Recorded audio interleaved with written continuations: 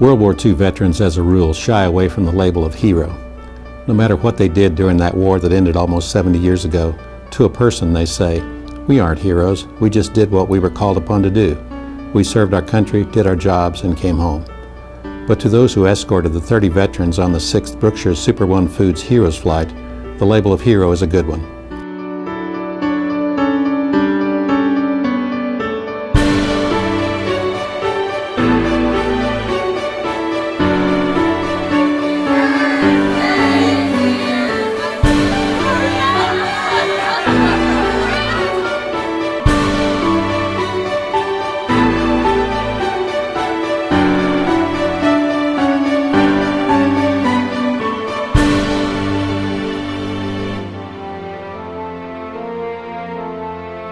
The Heroes Flight, sponsored and funded totally by the Brookshire Grocery Company, is a whirlwind of activities.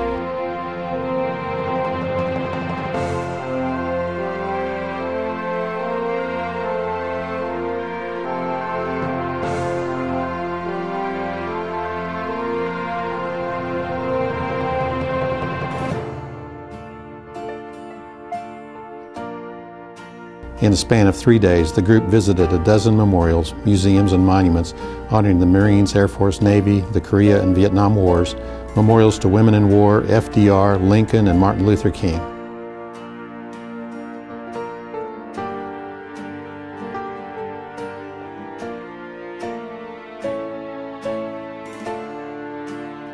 They toured the nation's capital and watched the changing of the guard at Arlington National Cemetery.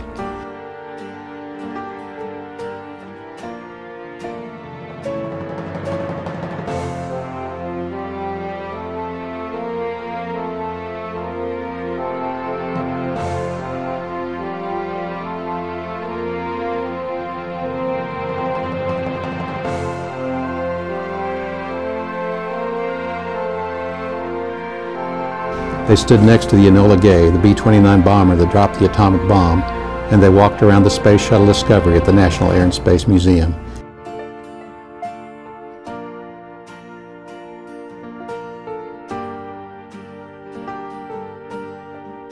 The 29 men and 1 woman from East Texas and Louisiana were a mix of veterans from the Army, Navy, Marines, Army Air Forces, Coast Guard, and the Women's Army Corps.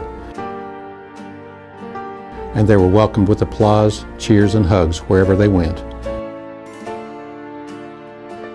Some flew bombers or repaired fighters, some commanded tanks in battle, or served aboard destroyers, submarines, or cruisers.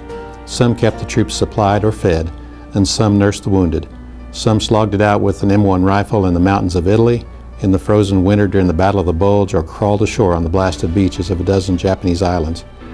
Whatever they did, they deserved to be called heroes. And all of them have stories to tell.